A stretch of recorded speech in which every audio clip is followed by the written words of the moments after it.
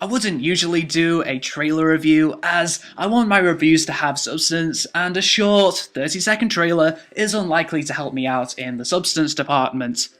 But this is an exception! Recently watching the trailer for the upcoming Ghost in the Shell movie, all kinds of ideas and speculation went into my head. So, excuses out of the way, here's my thoughts on that trailer.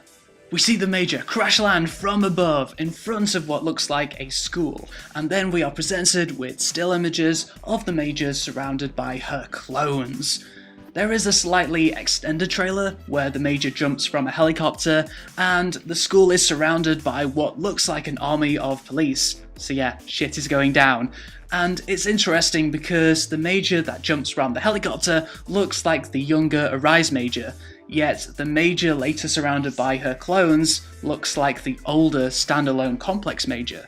Could it be that this movie shows the transition between young Major and older Major? If so, how cool would that be to watch? I don't think I've ever seen an anime movie where there's a cyborg that ages. There's so many implications of such a thing, and even more so if the movie shows other members of the Section 9 team, most of them at least partly cyberized themselves, age along with the Major. I also hear a very haunting musical score, which hopefully will carry on into the movie, because let's face it, cyberization is a haunting, haunting thing. I have read on Wikipedia that the story is apparently going to be about Section 9 solving a case involving the assassination of the Prime Minister of Japan. Wow, that's a that's a touchy subject matter. If you've ever seen Series 2 of Standalone Complex, you'll know that politics and cybercrime seem to go hand in hand.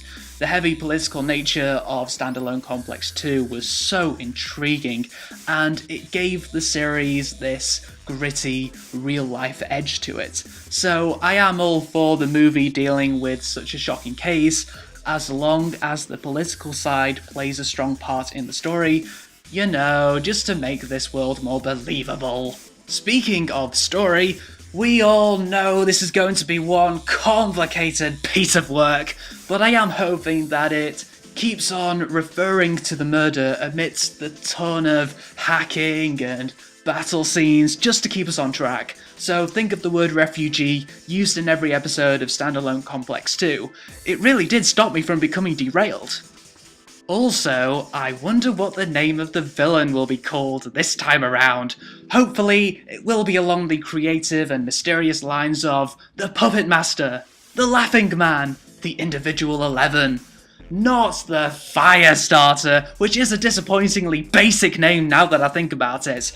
But wait, wasn't the Firestarter not completely defeated in the Arise series? I have no idea. I still don't completely understand Border 4, but anyway, I loved how complicated Arise was, and considering how much action was in the last part of the extended trailer, hopefully this movie will also be a roller coaster ride, just like my favourite episode of Arise, Border 2, for the win. My concern is that, aside from the images of the Major along with the clones, the rest of the shots don't look very cinematic, and a lot of this has to do with how nearly all of the shots take place in the day, where lighting is very difficult to experiment with. I really hope there's many nighttime scenes, as those were the most beautiful in the Arise series, and it should look great on the big screen. Oh, please don't take place in just one day. I want long and grueling complexity. As a final note, I highly doubt this will be able to stand up to the original Ghost in the Shell movie. At this point, Ghost in the Shell is primarily being made for a TV audience who want their media to be extended idea-wise beyond belief and to be always ongoing.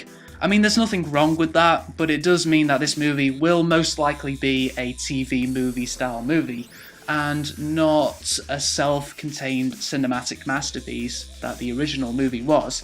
So, just expect entertainment and futuristic cybercrime, and you'll be fine.